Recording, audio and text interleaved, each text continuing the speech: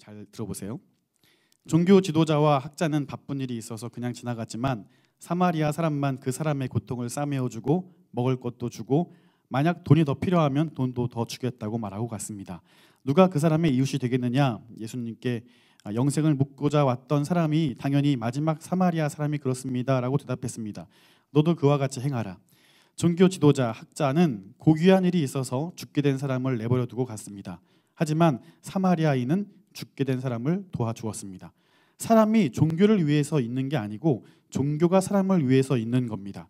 우리가 법회를 위해 있는 게 아니라 법회가 우리를 위해 있는 겁니다.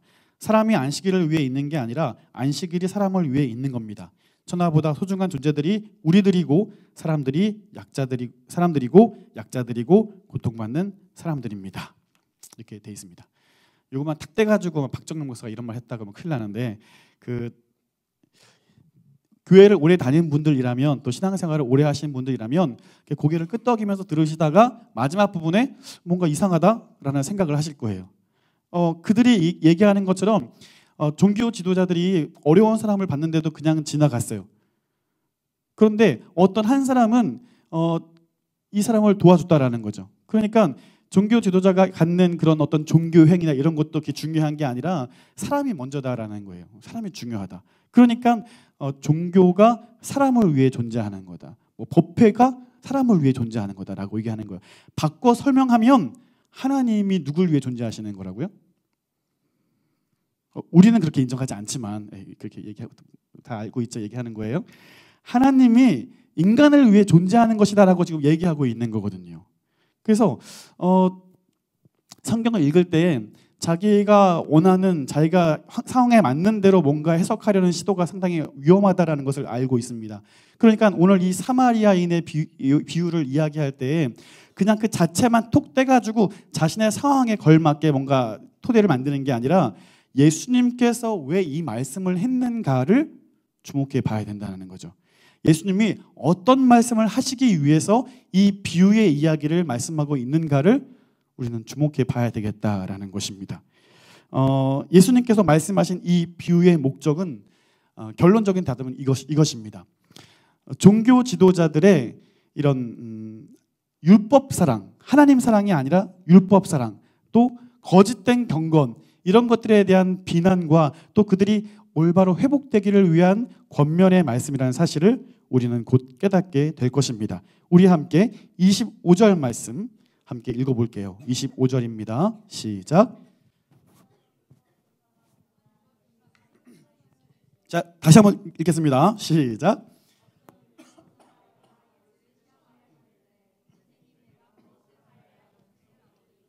아멘. 율법 교사가 물어봤습니다. 어떻게 하여야 영생을 얻으리이까? 율법을 가르치고 율법대로 살려고 애쓰는, 율법을 지키는 이 사람이 오늘 예수님에게 어떻게 하면 영생을 얻습니까? 라고 물어보는 거예요. 사실상 어떻게 하면 영생을 얻습니까? 라는 질문을 가장 많이 받았을 법한 사람이 바로 이 율법 교사라는 거죠. 그래서 몰라서 물어보는 게 아니었다라는 겁니다.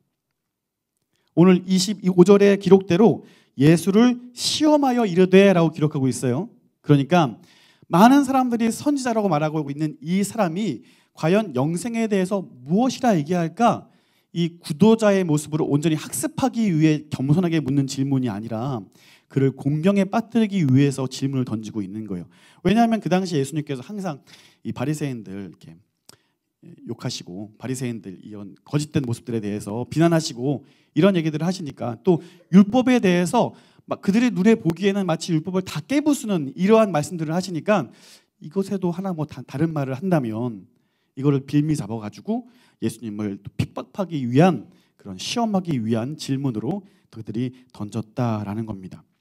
주님께서 그의 의도를 모르실 리 없어요. 그래서 그로 하여금 대답하게 하십니다. 말씀을 보시면 율법에 무엇이라 기록되었으며 내가 어떻게 읽느냐라고 묻고 계십니다. 그러니까 이 말씀은 네가 율법 교사로서 그것도 모르냐? 율법에 어떤 내용을 적혀 있느냐라고 오히려 반문하고 계시는 거죠. 그래서 이에 당당하게 율법 교사는 신명기 6장과 레위기 19장의 말씀을 들어서 이렇게 말씀하고 있습니다. 대답하고 있습니다. 우리 다 함께 27절 말씀 한번 같이 읽어보겠습니다. 27절 시작. 대답하여 이르되 내 마음을 다하여 목숨을 다하며 힘을 다하며 뜻을 다하여 주 너의 하나님을 사랑하고 또한 내 이웃을 내 자신과 같이 사랑하라 하였나이다. 아멘. 아마 당당하게 이야기했을 겁니다. 확신에 찬 어조로 이야기했을 겁니다. 그러한 율법교사의 대답을 들으시고 예수님도 옳게 여기시고 이와 같이 말씀하시죠. 내 대답이 옳도다. 이를 행하라. 그러면 살리라. 어떻게 보면 여기서 상황 종료인 거죠. 율법교사는 예수님께 영생에 대한 것을 물어보았고 그에 대한 물음, 그에 대한 대답을 그 자신이 함으로써 이 첫 번째 질문에 대한 건 사실 종결이 된 거예요. 그냥 대답을 들었으니까 돌아가면 되거든요. 그런데 돌아가지 않습니다. 아직 충분하지 않은 거예요. 율법에 대한 내용을 아는 것뿐만 아니라 그는 율법을 지키는 데 힘썼기 때문이에요. 그러니까 예수님께 아직 들을 대답이 남아있는 겁니다. 뭐냐면 율법교사가 진짜 원했던 대답은 뭐냐면 내 대답이 옳도다. 이를 다 행하였으니 너는 이미 영생을 얻었구나 라는 대답을 이 율법교사는 사실 원하고 있었다는 사실입니다. 이 말씀을 대하면서 여러분 아마 부자 청년을 떠올리실 거예요. 그가 회당장의 관리로 있을 때 예수님께 나와서 동일하게 질문해요. 선한 선생님이요, 어떻게 해야 영생을 얻을 수 있습니까? 라고 질문해요. 그때 예수님께서 하시는 말씀이 뭐냐면 간음하지 말라, 살인하지 말라, 도둑질하지 말라, 거짓 증언하지 말라, 부모를 공경하라. 이런 말씀들을 하시는 거예요. 그때 이 부자 청년이 뭐라고 대답하냐면 이러한 모든 것들은 내가 어렸을 때부터 다 지켰습니다 라고 대답을 하는 거죠. 바리새인들의 모습처럼 사람들에게 자기의 의와 거룩함을 뽐내기 위해서 거리에서 기도하고 큰 소리로 기도하고 화려한 옷을 입고 그렇게 행하는 것처럼 수많은 사람들 앞에서 또 그들이 선지자로 인정하는 이 예수라는 인물 앞에서 자기의 의로움을 뽐내고 싶었던 겁니다. 많은 사람들 앞에서 자기가 얼마나 영화로운 사람이고 얼마나 의로운 사람인가를 드러내고 싶었던 겁니다. 그래서 29절을 보면요, 그 사람이 자기를 옳게 보이려고 예수께 여짜오되 그러면 내 이웃이 누구이니까? 라고 물어봐요. 그 사람이 자기를 옳게 여기려고. 이게 그 말이거든요. 내가 이미 다 지켰다는 거예요. 이미 다 행했다는 거예요. 그러니까 정말 이 율법교사가 원하는 대답은 뭐냐면 영생에 대해 물어보는 게 아니라 영생 내가 그 다 아는 얘기인데 이 사람들 앞에서 내가 그러한 사람이라는 것을 좀 인정해 주십시오라고 말하고 있는 것이죠. 이에 대한 대답으로 예수님은 자비를 베푸는 사마리아인의 이야기를 들려주십니다. 여러분 잘 아시는 이야기일 텐데 잠시 말씀해 드리죠. 어떤 사람이 강도를 만나서 두들겨 맞고 죽은 것처럼 길바닥에 내던져 있습니다. 이를 보고 지나가는 사람들이 있는데 첫 번째 사람은 제사장입니다. 그리고 두 번째 지나가는 사람은 레위인입니다. 여러분 잘 아시는 대로 제사장은 하나님과 인간 사이를 중재하는 역할을 하는 사람이었습니다. 죄인과 하나님을 화해시키는 화목해 하는 일들을 감당하는 사람이 바로 이 제사장이었고 그에 마땅한 일들을 하기 위해서 그들은 구별된 삶을 살아야만 했고 늘 정결한 삶을 살아야만 했다는 겁니다. 레위인도 마찬가지예요. 이들도 구별된 사람으로서 제사장을 도와서 모든 제사를 돕는 사람이었다는 겁니다. 그러니까 제사장은 그들 혼자 제사할 수 없고 반드시 레위인의 도움을 받아서 하나님께 제사를 드리는 막중한 임무를 수행하던 사람들이었다는 거예요. 어쩌면 우리가 이 대목에서 실망하는 거 아닙니까? 어떻게 그런 사람들이 이 죽어가는 사람들을 내버려 두고 그냥 갈 수 있냐라는 거예요. 어떻게 하나님을 사랑한다는 그런 사람들이 죽어가는 이 사람을 내버려 두고 그냥 지나갈 수 있느냐라는 거죠. 그런데 여러분 율법을 보시면 이런 규정들이 있어요. 그 시체를 만지면 부정한 자가 돼서 이 거룩한 직무를 며칠 동안 일정 기간 동안 감당하지 못하게 되는 율법 조항이 있는 거예요. 그래서 어떤 사람들이 이야기하기를 그 제사가 있기 때문에 그 죽은 사람처럼 보이니까 저를 만지면 부정한 자가 되잖아요. 그러니까 그냥 지나갔을 수 있다라고 얘기를 하는데 예수님께서 그러한 상황들을 아예 막으시기 위해서 어떤 정황을 한 가지를 설정하셔요. 우리 25절 말씀 다시 한번 보실래요? 30절입니다. 죄송합니다. 30절을 보시면 어떤 사람이 예루살렘에서 여리고로 내려가다가 라고 되어 있습니다. 그렇죠? 예루살렘에서 여리고로 내려갔다. 성전은 어디에 있죠? 예루살렘에 있습니다. 그리고 여리고는 내려갔다라고 하면 우리 인식에 서울에서 뭐 이런 수원, 서울에서 어떤 천안 이렇게 내려간다는 걸 생각하는데 지도를 펼쳐보면은 예루살렘에서 여리고는 더 북동쪽에 있거든요. 그런데 그 예루살렘은 고지되고 여리고는 이제 저지된 거예요. 실제로 이제 내려가는 길을 걸어가는 거죠. 그러니까 제사장, 레위인들 이들은 제사를 다 마치고 집에 돌아가는 길이었던 거예요. 그러한 위험성을 전혀 가질 필요가 없다라는 거예요. 근데 여기서 문제가 되는 건 뭐냐면 이들이 율법을 지키겠다고 말하면서 그 거룩한 거룩한 율법의 모습들, 그 습관들이 몸에 배어서 관심 갖지 않는 겁니다. 죽어가는 사람이 있음에도 불구하고 그가 실제로 죽은지 안 죽은지 확인도 하지 않고 성경을 보시면 피하여 지나갔다라고 얘기하고 있어요. 오랜 시간 동안 신앙생활하고 오랜 시간 동안 이것이 거룩이고 이것이 정결이야라고 인식되었던 이런 모든 모양의 모습들 때문에 정작 하나님께서 원하시는 것이 무엇인지 관심 갖지 않고 생각하지 않고 관심 갖지 않고 그냥 피하여 지나가고 있는 종교 지도자들의 모습을 우리는 보게 되는 겁니다. 그런데 이어서 등장하는 세 번째 인물이 누구냐면 제사장 나왔죠. 레위인 나왔죠. 그러면 평범한 유대인이 나올 법한데 유대인이 나오지 않아요. 누가 등장하죠? 사마리아인이 등장합니다. 여러분 이제 아시잖아요. 유대인들이 사마리아인을 어떻게 대했는지 어떤 자로 취급했는지 아마 아실 겁니다. 예수님의 이야기 속에서 사마리아인이 등장한다는 것 자체가 별로 기분 나쁜 일일 수 있다라는 거예요. 바로 그때 이 사마리아인은 처음 지나갔던 첫 번째, 두 번째 사람보다는 전혀 다른 행보를 보이게 됩니다. 여러분 말씀을 한번 읽어봅시다. 어떻게 친절하게 행하는지 봅시다. 33절과 34절 그리고 35절 이 세 구절 말씀 한번 같이 읽어볼게요. 33절부터 시작.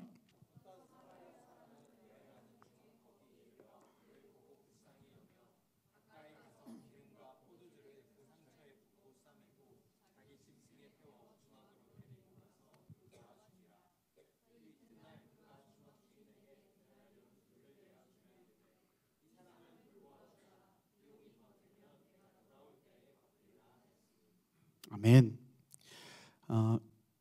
이 이야기를 율법 교사에게 들려주면서 이렇게 질문하셔요. 너가 이웃이 누구냐고 묻는데 너가 보기에는 이 강도 만난 자의 이웃이 누구라고 생각하느냐라고 물어보셔요. 그러면 여러분 율법 교사는 뭐라고 대답해야 됩니까? 사마리아인입니다라고 대답해야 되잖아요. 그런데 그렇게 대답하지 않아요. 성경을 보십시오. 뭐라고 대답하고 있죠? 자비를 베푼 자입니다. 자존심 상하는 거예요. 사마리아인 따위가 우리를 도와주다니. 지옥의 불쏘시개로 쓰일 그런 사람들이 감히 유대인들을 돕다니. 그 듣는 자체가 고역이고 예수님의 이야기를 듣고 있으면서 계속 기분 나쁜 거예요. 그리고 그의 입에서 사마리아인입니다라고 말할 수가 없는 겁니다. 자비를 베푼 사람입니다 라고 얘기하는 거예요.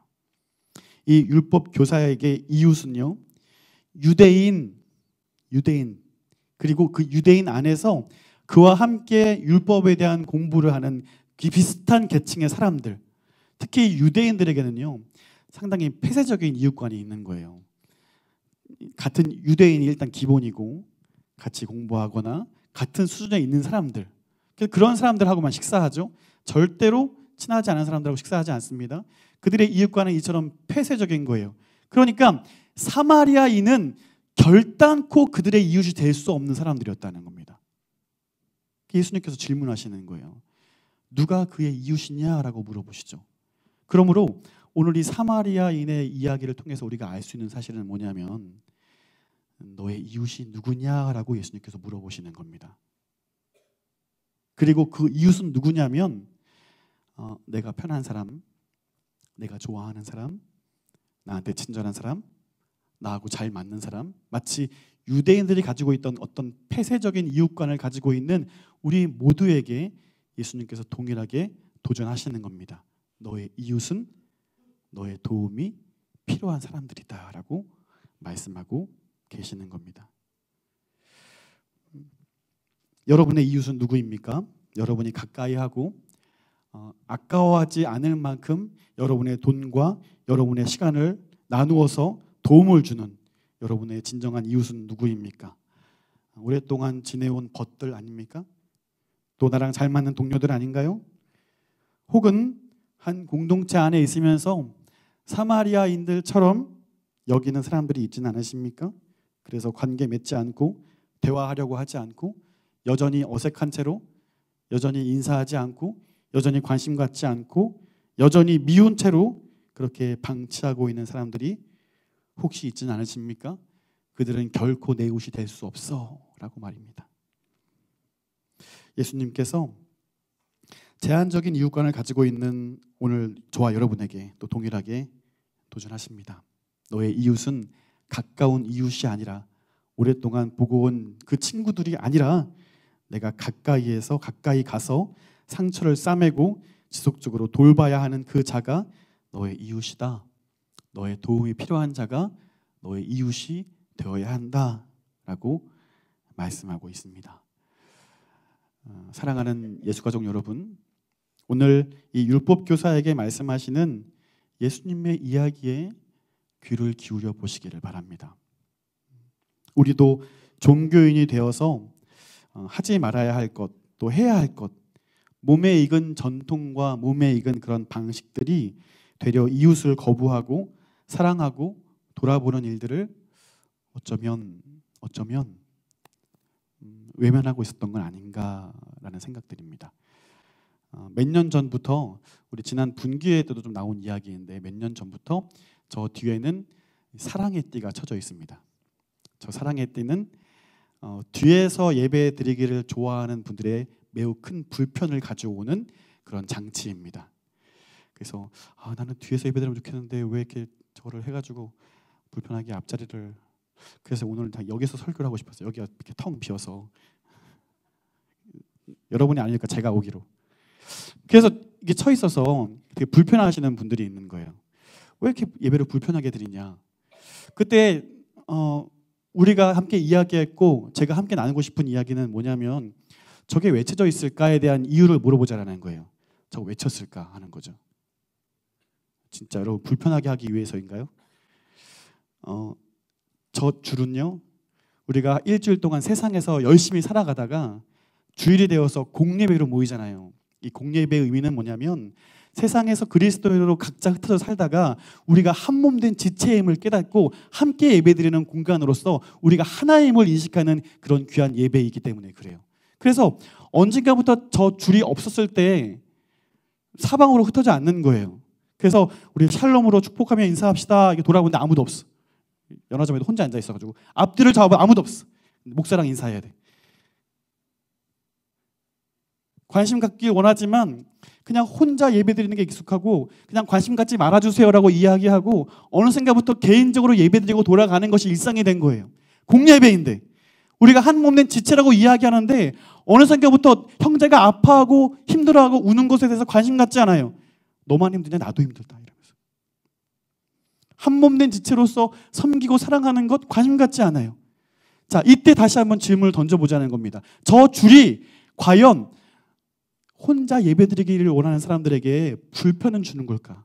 아니면 아무도 관심 갖지 않는 그것을 방치하고 내버려둬서 그냥 결국에는 다 혼자 예배드리도록, 결국에는 아무도 관심 갖지 않고 혼자 예배드리도록, 그래서 그 영혼을 더욱더 영혼의 침륜에 빠뜨리게 하는 불편을 주는 것인가? 치는 일도 번거롭고 수고하는 일도 번거롭습니다. 저거 치는 분들도 함께 예배드리길 원하고 함께 찬양하길 원하고 함께 서로를 돌보고 섬기길 원해요. 근데 누군가는 저걸 하기 때문에 시간을 뺏기고 서로 돌아보는 일을 못하고 사랑하고 챙기는 일들을 감당하지 못해요. 저걸 치느냐 안 치느냐가 중요한 게 아니라 우리가 하나라는 사실, 우리가 한몸된 지체라는 사실을 여러분이 인정하느냐 하지 않느냐가 중요한 질문이 될 것입니다. 여러분의 이웃은 누구입니까? 여러분은 결코 혼자가 아닙니다. 절대로 혼자 신앙생활하는 사람이 아닙니다. 우리 자체를 교회로 부르신 거예요. 절대로 혼자 할 수 없기에 교회로 부르셔요. 관심 갖게 만드셨어요. 관심 갖지 않는 순간부터 우리는 고립되고 영혼의 침륜에 빠질 수밖에 없는 겁니다. 그냥 내버려 두는 일? 그냥 방치하는 일? 어쩌면 그 영혼에게 필요하다고 이야기할 수 있을지 모르겠어요. 하지만 하나님은 절대로 원하지 않으십니다. 너희는 아파하는 자들과 함께 아파하고 우는 자들과 함께 울라라고 말씀하십니다. 사랑하는 예수 가족 여러분, 다시 한번 여러분의 마음 가운데 오늘 예수 그리스도의 질문을 다시 한번 떠올려 보십시오. 너의 이웃은 누구냐? 너의 이웃은 누구냐? 오늘 그 물음 가운데 정말 내가 친한 사람들, 내가 다 주어도 아깝지 않은 사람들, 이러한 자들의 이웃관을 여러분 과감하게 내려놓으시길 바라요. 오늘 여러분의 이웃은 여러분의 도움이 필요한 사람들입니다. 여러분이 사랑해야 될 사람들입니다. 여러분이 그동안 관심 갖지 못했던 사람들입니다.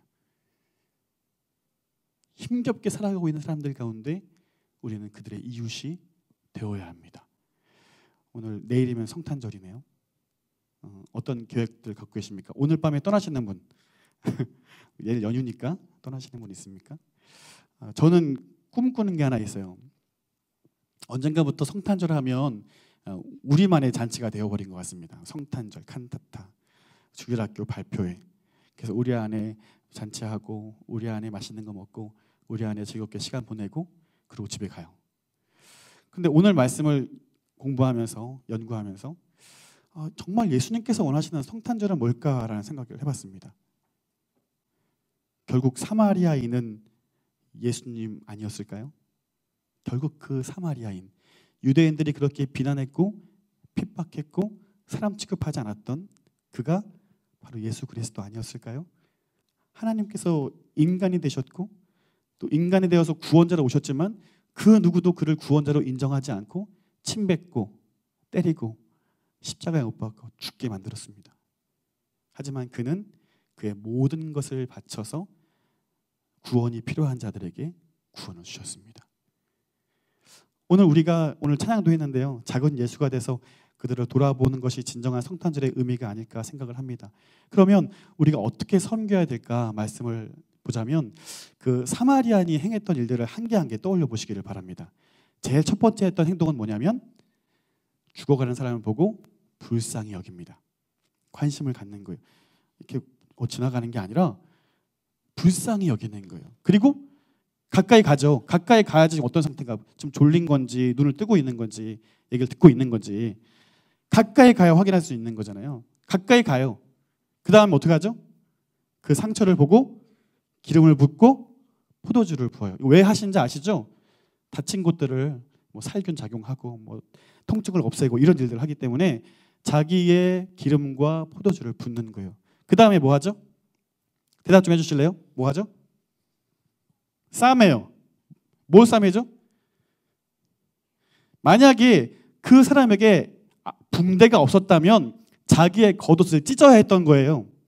그 상처를 지압하기 위해서 뭔가 준비된 게 없으면 자기의 머리고 있던 어떤 천이라든지 겉옷이라든지 이걸 찢어가지고 묶어야 돼요. 그 다음 뭐 하죠? 무슨 짐승입니까? 자기 짐승인 거예요. 두 마리 아닙니다.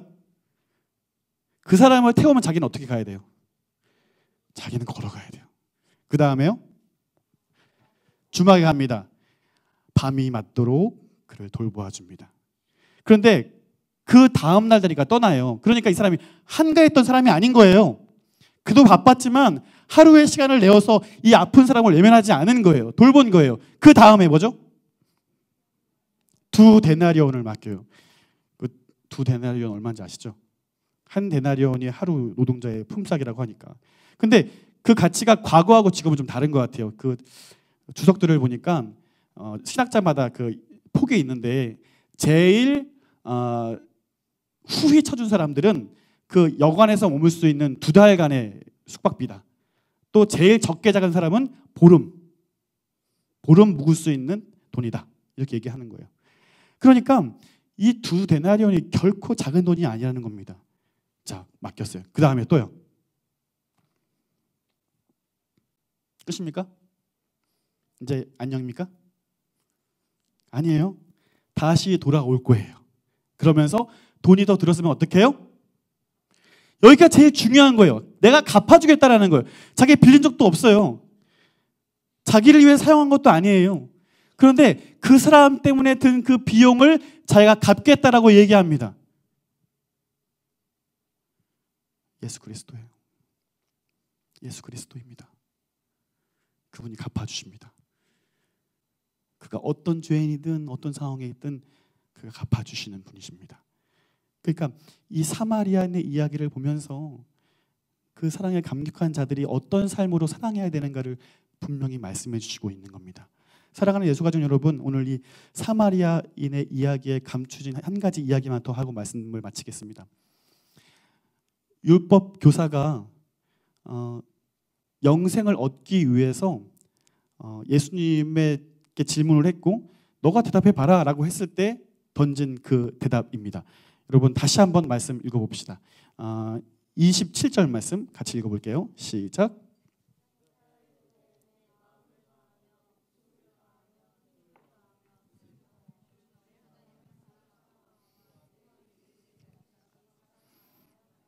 아멘. 우리 한국말로는 하나님을 사랑하고 내 이웃을 사랑하라. 사랑하라는 말이 두 개가 동사가 두 번이 나오는데 헬라어 원문을 보면은 아가페라는 단어가 하나님 사랑과 이웃 사랑하고 동일하게 묶여 있어요. 그러니까 한 단어만 하나만 써요. 이 한 사랑하라라는 단어로 하나님 사랑과 이웃 사랑을 동일하게 묶고 있는 거예요. 그게 상당히 의도적인 거죠. 어떤 사람들은 내가 하나님을 위해서는 뭐든지 할 수 있습니다라고 이야기하지만 내 이웃을 사랑하라고 했을 때는 상당히 움츠러들어요. 지갑이 얼마 들었나 보고 이왕이면 좀 적은 액수를 상당히 움츠러들어요. 내가 지금 바쁜데 하필이면 바쁠 때 나에게 도움을 요청하냐. 다른 사람들에게 토스하거나. 그러나 오늘 율법에는 또 하나님께서 원하시는 대답은 뭐냐면 하나님께 사랑한다는 것은 곧 이웃을 사랑하는 것이고 반대로 내가 이웃을 사랑한다는 것은 결국 하나님을 사랑한다는 것입니다. 이 말이 여러분에게 매우 어려운 일이라는 것을 알고 있습니다. 그냥 잘 안 되거든요. 잘 안 되거든요. 어떻게 이웃을 사랑할 수 있을까? 심지어 오늘 우리에게 도전하시는 이 말씀을 받아들이고 나와는 전혀 상관없는 사람들, 심지어 나의 도움이 필요한 사람들, 그들이 이웃이라고 이야기할 때 내가 어떻게 그들을 섬길 수 있을까? 이 마치 사마리아인처럼 내가 가진 전부를 또 내가 희생하면서 그들을 도울 수 있을까라고 생각을 합니다. 그러나 그 영적인 원리는 하나님 사랑에 있습니다. 여러분 하나님 신실하게 사랑하시면요 이웃을 사랑할 수 있는 용기가 생깁니다. 하나님은 신실하게 사랑하잖아요. 여러분이 가지고 있던 이 꽉 쥐고 있던 두 손을 펼 수 있게 됩니다. 왜냐하면 하나님을 사랑할수록 내 것은 점점 없어지게 돼요. 하나님을 깊이 사랑할수록 내 재물도 내 인생도 내 미래도 내 것이 아니라는 사실을 인정하게 돼요. 그러면 나눌 수 있어요. 여러분의 재물도 여러분의 시간도 여러분의 어떤 재능들도 나눌 수 있게 됩니다. 이게 좀 감춰진 신비 같습니다. 그걸 내가 어떻게 해? 라고 이야기하지만 하나님을 깊이 사랑하면 가능하다니까요. 인정된다니까요. 손이 펴진다니까요. 오늘 우리가 그것을 좀 나눌 수 있기를 바라요. 오늘 크리스마스 이브 내일 성탄절인데 가족 모임 하면서 여러분 소그룹 모임 하면서 진짜로 한번 나가보십시오. 서울역도 좋고요. 홍대 입구도 좋고요. 나가 보십시오. 그리고 그 회계님들한테 돈 타지 말고 여러분 지갑에서 직접 얼마씩 꺼내가지고 그들이 필요한 게 뭔가를 한번 논의해 보세요. 실제로 한번 그들에게 줘 보세요. 해치지 않을까? 막 냄새 나는데 어떡하지? 여러분 그런 걱정하지 마시고 실제로 한번 여러분이 나눠 보십시오. 여러분 실제로 오늘 사마리아인처럼 여러분의 도움을 필요로 하는 자들의 이웃이 되어 주십시오. 또 한 가지, 우리 공동체 안에서도 아직 이웃 맺지 못하고 있던 인물들이 있다면 여러분 가까이 나아가셔서 귀한 인물, 귀한 이웃이 되어 주십시오. 그럴 때에 저는 간절히 소원하기는 2018년도에는 그렇게 좀 더 하나된 공동체를 우리가 오늘 설 수 있지 않을까 기대하게 됩니다. 저부터 시작해서 우리 모두가 모두에게 귀한 이웃이 되어주는 귀한 공동체가 될 수 있기를 주님의 이름으로 축원드립니다.